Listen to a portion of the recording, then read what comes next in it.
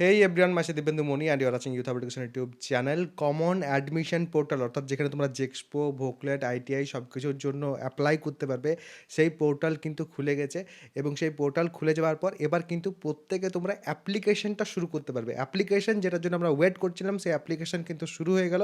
অ্যাপ্লিকেশনের এ to Z পুরো procedure আমি তোমাদের দেখিয়ে দেবো, একটু ওয়েট করো। এখন অ্যাট প্রেজেন্ট ওয়েবসাইট কিন্তু মোটামুটি যা দেখছি আমি ঠিকঠাক কাজ করছে। নতুন নোটিফিকেশন চলে এসছে।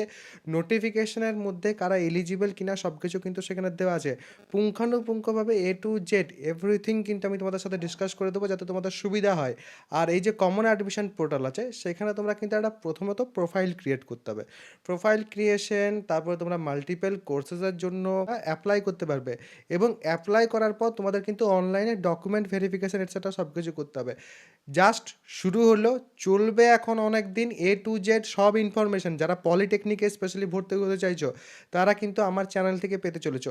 এইখানে নিউ রেজিস্ট্রেশন এবং অ্যাপ্লিক্যান্ট লগ ইন আছে। প্রথমে আমাদের কিন্তু নিউ রেজিস্ট্রেশনে যেতে হবে। যারা চাইছো তারা অবশ্যই কিন্তু নিউ রেজিস্ট্রেশনে যেতে পারো।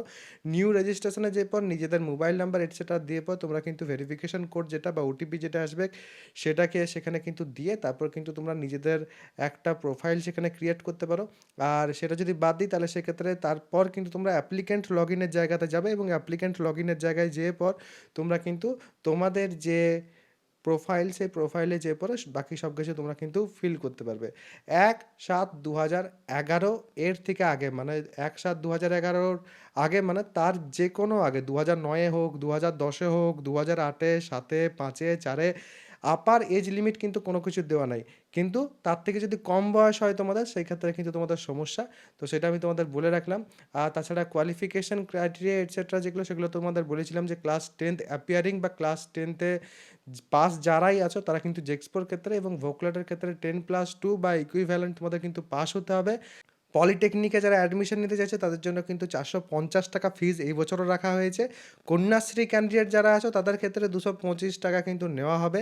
ওয়েটেজ এটসেট্রা যে ব্যাপারটা ছিল, সেই ওয়েটেজটা কিন্তু একই রকমভাবে আছে। ওয়েটেজের যে কেসটা, সেটা আমি তোমাদের ভালো করে কিন্তু ইন ডিটেলস আরও ডিসকাস করে দেবো।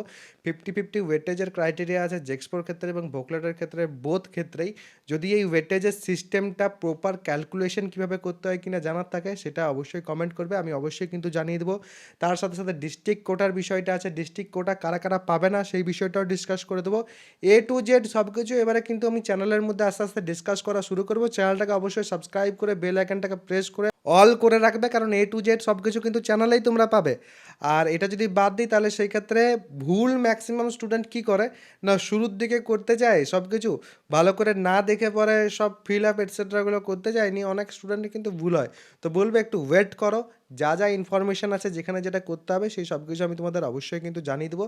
আর নিচে দেখবে একটা টেলিগ্রাম গ্রুপের লিঙ্ক দেওয়া আছে, সেই টেলিগ্রাম গ্রুপটা অবশ্যই জয়েন করবে, কারণ টেলিগ্রাম গ্রুপটাতে জয়েন করলে যে কোনো ইনফরমেশান, যে কোনো আপডেট যাই আসবে, সেটা সবার প্রথম কিন্তু আমি সেখানে শেয়ার করার চেষ্টা করি।